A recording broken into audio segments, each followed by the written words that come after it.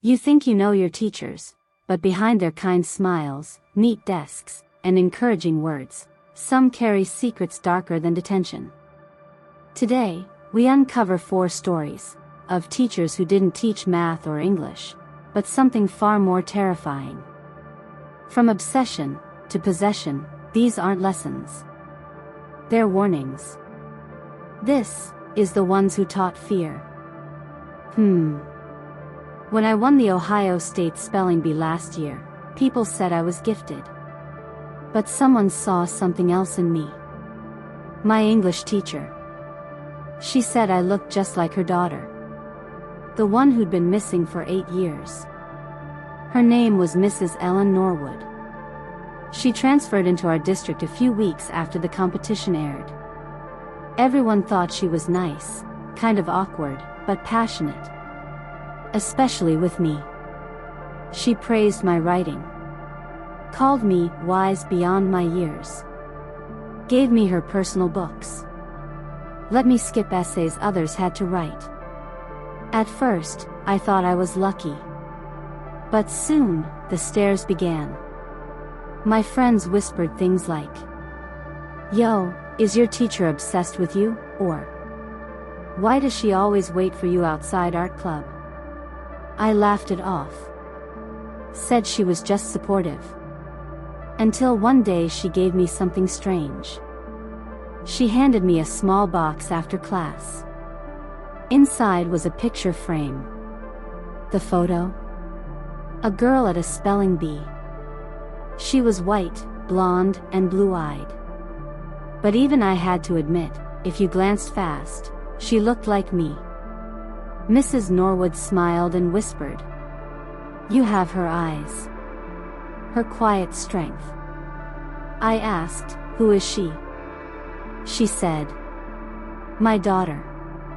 Camille. She went missing 8 years ago. But I know she's still out there." Then she grabbed my hand and said, "When I saw you on TV, I knew. I just knew you were connected somehow." That night, I couldn't sleep. I started avoiding her. Answered less in class. Walked home with friends. But she noticed. One afternoon she cornered me by my locker. Her smile was too wide, too forced. "Are you mad at me?" she asked. I shook my head, but she kept going.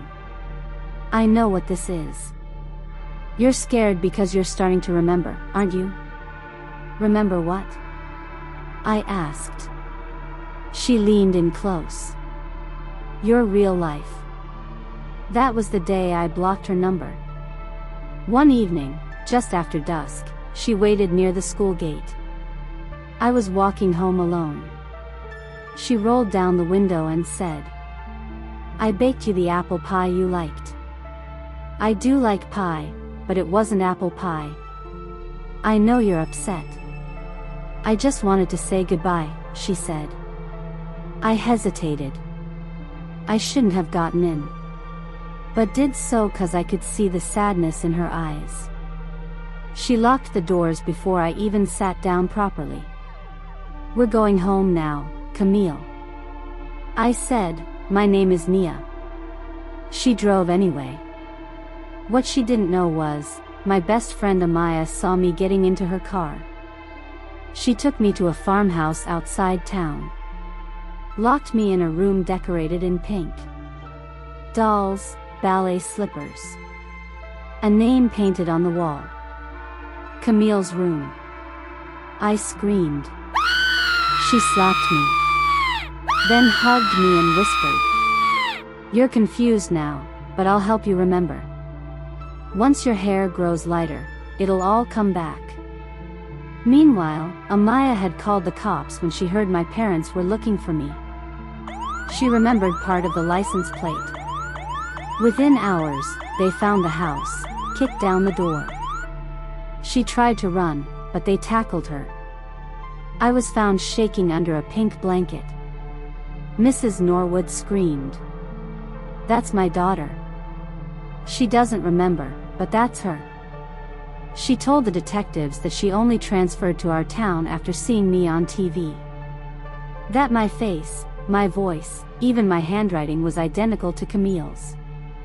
The only problem? Camille was white. And I'm mixed race. But the resemblance in the photos was terrifying. I learned later that Camille had disappeared from a gas station 8 years ago. Mrs. Norwood's husband left her after she started saying she could feel her daughter in her dreams. They said she had obsessive identity disorder. But that doesn't explain everything. Because when I looked at that photo again, Camille had a birthmark on her neck. And so do I. Case 2. Most people remember their first detention for something dumb. Talking back or doodling on a desk. Mine? It was because I forgot my calculator. But what happened in that detention never left me. And maybe it never will. It was the spring of 2006, my sophomore year. Mr. Whitmore had taught at my high school for over 30 years. He was kind of old, quiet, pale, the kind of guy that looked like he'd evaporate if you sneezed too hard near him. He taught pre-calculus. Always wore the same corduroy jacket and carried a leather notebook. He didn't even own a phone. No one ever saw him drive, he just walked every day at exactly 4:10 p.m. Rumor was he once lost his son in a car crash. No one brought it up. No one dared. That Monday, I got a detention for being unprepared. Mr. Whitmore just said, "Room 9, after school. Do not be late." I was annoyed, but I didn't expect anything weird. When I walked in, the room was ice cold. The lights were dim, little daylight bleeding through the crooked blinds helped to see a little. He sat silently at his desk. Didn't look up. Just slid a yellow notebook across the table and said, "Write down what you regret most." I thought it was some weird reflective punishment thing. So, I wrote something dumb. Said I regretted skipping math class for video games. He shook his head. Still not looking at me. "That's not what you regret. Try again." This time, I wrote about stealing $20 from my mom. But he said nothing. Just stared at the window like he was listening to something I couldn't hear. The air got heavier.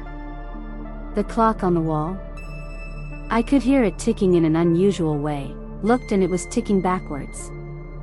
I blinked, and suddenly, it was dark outside.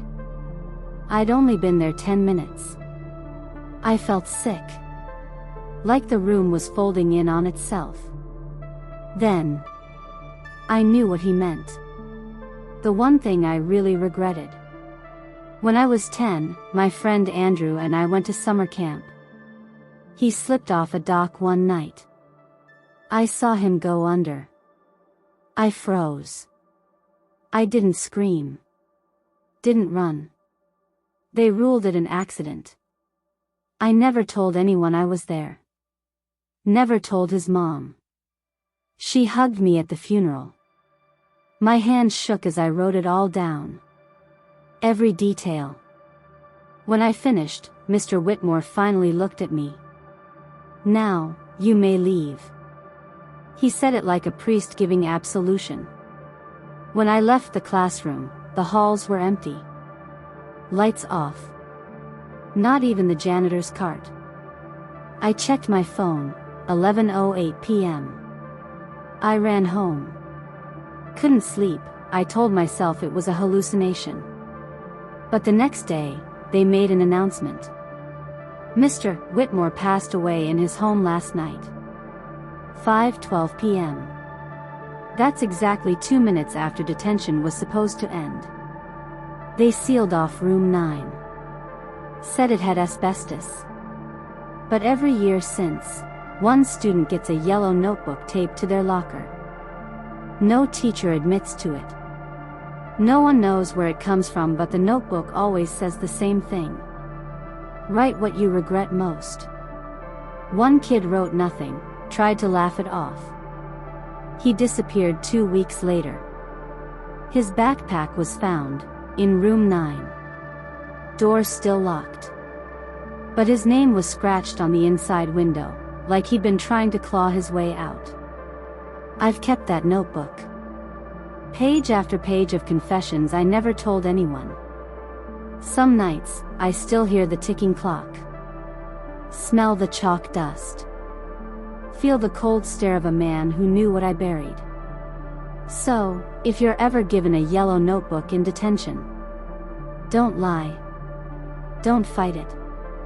Or you'll never leave room 9. Case 3.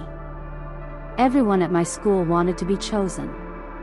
Only 3 were picked every year to be part of Miss Telford's advanced class. The ones who got picked changed. I thought she was molding stars.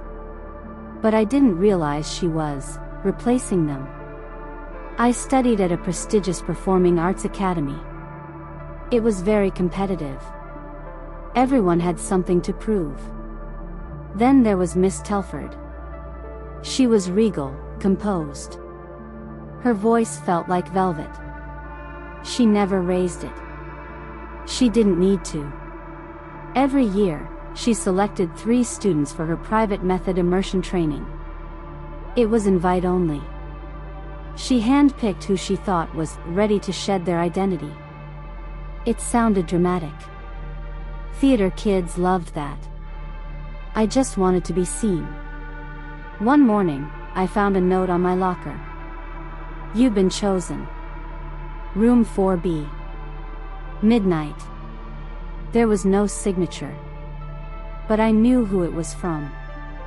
I showed up that night. Room 4B was dark except for mirrors in the center and 3 chairs facing it. The others were already there. No one spoke. Then she appeared. Seemingly from nowhere.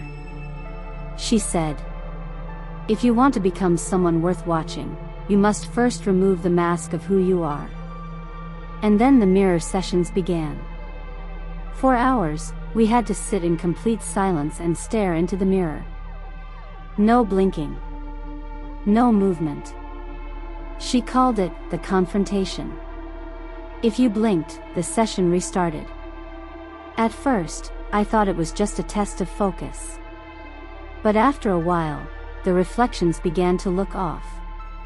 Slight delays. Smirks when we weren't smiling.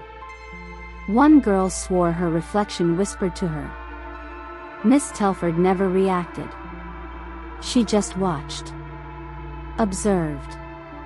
Like she was waiting for something. By week 3, one student left the program. Just vanished. We were told she transferred. But I found her name had been wiped from the drama board. Headshots removed. It was like she never existed. I started digging. Found old yearbooks in a locked closet. Looked at the previous chosen students. Their faces were blacked out. Scribbled over. One entire class's portraits were gone, just names and blank spaces. And yet Miss Telford looked the same in every photo. No aging. Same eyes.